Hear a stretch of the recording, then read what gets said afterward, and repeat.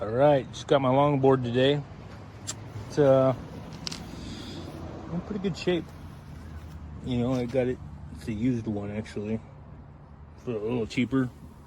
Nothing really wrong with it as far as appearance goes. Yeah, nice grip tape. Board looks like good graphics, good condition. Now I'm gonna see how it rides.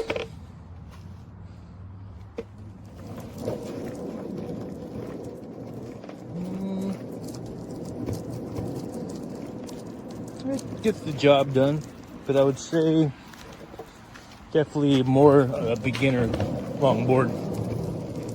Bearings are not very fast at all. Pretty smooth, but definitely if you are an experienced longboard enthusiast, you might want to not get something like this. But if you're just starting out, be a perfect board for you. And that's it. Hope this helps.